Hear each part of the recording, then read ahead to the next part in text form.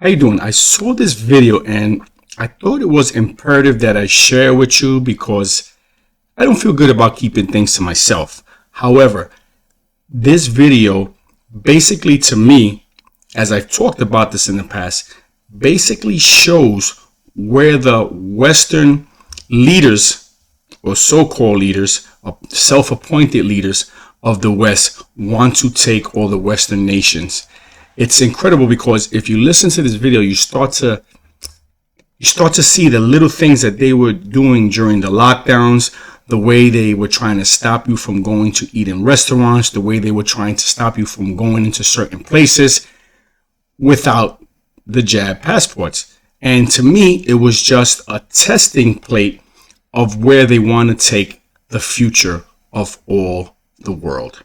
So please listen to this and start to notice the little parts that I said, the things that you saw while we were all on lockdown, while they were trying to control us, because it's in here, and why this guy really hits the nail on the head of where we're headed as a world if we don't stop this now. Anyway, check it out. And why I believe that this is coming is because they've already shown bits and pieces of it to all of us. Not aside from just when they were trying to not allow us to go into restaurants, to hospitals, to certain things that we want to be with our families, but what they've already done to famous personalities. Just look at what they've done to Kanye West. The man's a billionaire and they did it to him. What they've been doing to Donald Trump, they're doing it to him. What they did to Laura Loomer, and most of all, and this is where it hits home, most of all, what they did to the Canadian truckers. If you don't think this is what they want to do to all of us, you're not paying attention and you're in denial, and you're probably a leftist lunatic and you're okay with this. But if you're a clear thinking American, when you watch this video, please share it. Let people see where these tyrants want to take us, because I think it's important, if we do get into this, everyone at least understand what they're getting into. Anyway, check out the video and judge for yourself. Tracked, trailed, surveilled, etc. And it could also use predictive algorithms to anticipate what we might do, not only what we do. So this has a lot of potential functionality that is very alarming, frankly. I mean, this sounds like the kind of thing they're doing in China with this social credit score, where, you know, I read something about an app they had done over there, the CCP, that would enable you at a crosswalk to see if the person standing next to you was in debt, was a debtor. And this sounds, axiomatically Orwellian by nature. I mean, these were the warnings. So it's kind of a composite, but when we say the digital ID, is it some kind of, when people talk about it's going to be some kind of QR code on your phone? How exactly these totalitarians want to implement this thing? It could actually be QR codes, but it might not be a QR code on your phone. It could actually be a QR code on your skin, and that's not an exaggeration, such that other people with phones would be able to scan your QR code, and then your identity would pop up to them. They would have data on just about everything you do, including vaccine statuses and so forth. So, I mean, there's many ways it could go, and there are many different projects rolling this out. It could evolve in various ways, and the real question is how they're going to close the circle on this, because it could creep up on us. So there's this thing called function creep, whereby you have identification at first, and then new components keep getting added, such that it also entails more and more functions, and before you know it, you're utterly hemmed in. That's the thing that we have to be concerned about. So if I may, and if this example is off base, let me know. So it starts, say, as a microchip, say, implanted underneath the webbed area between your index finger and your thumb, and you think it's working like a driver's license. So you get pulled over, you get scanned, no big deal. You get on a plane, you get scanned. But you said the functionality, this could turn into some kind of way to track your spending, some way to track what vaccines you may have taken. I mean, this is the kind of thing that could scale up to a really dramatic level of surveillance we've never seen in human history. Exactly. It could include things like your carbon footprint allowance and your usage. In other words, it would effectively give you a personal ESG score, an environmental, social, and governance score, which, of course, is being levied on corporations right now, but it could become individual very easily. So yeah, there are a number of functions that could keep accruing to this thing, such that it gets completely out of control. And there are, we have to watch for this kind of function creep as we move along. And we have to resist the duping that they're going to use, suggestive of the idea that without it, you can't participate in society. And with it, you'll have all this convenience and inclusion and so on and so forth. All of these things are real misnomers. They are, at best, euphemisms, at worst, complete doublespeak. Talking to Michael Rectenwald, author again of the book Google Archipelago and the forthcoming book The Great Reset and the Struggle for Liberty, available at michaelrectenwald.com.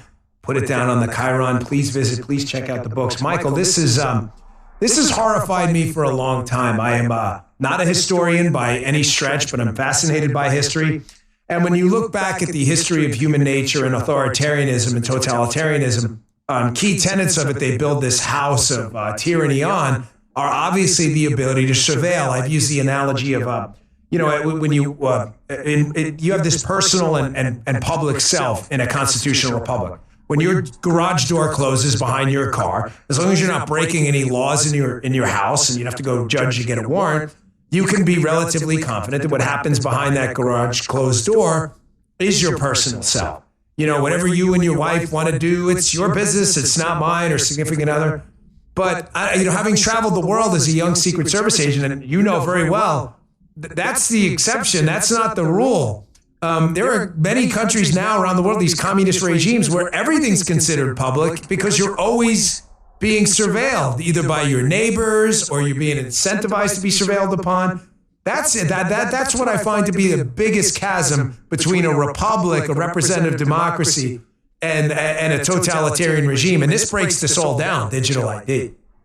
Yes, it does. And the thing is that, they're going to try to bypass legislation in order to implement it. In other words, you have these corporate partners, and this is the big rhetoric that's always paraded around, the public-private partnerships, which is these corporations in conjunction with the state enacting various technologies and really getting around legislation. So we can expect this to first be introduced with reference to commercial uses, and then it'll metastasize beyond that. This is where they're going to try to basically insert it. And then as the functions continue to be added, it'll be adopted by states as necessary for, your registration of this, that, and the other thing, car registration, birth registration to begin with for infants, and onward from there. So that means no escape from digital surveillance afforded by digital identity. And, if the way these totalitarians have operated in the past on social media and elsewhere in search functions like Google, we can expect that they're going to treat behavior as they do social media. That is, they're going to apply the same sort of censorship, surveillance, but also, complete control of speech and expression. And basically the possibility of digital deletion is even on the table. Explain that, Michael. I've seen you expound on that a bit. This idea of digital deletion is just terrifying. Explain what you mean by that.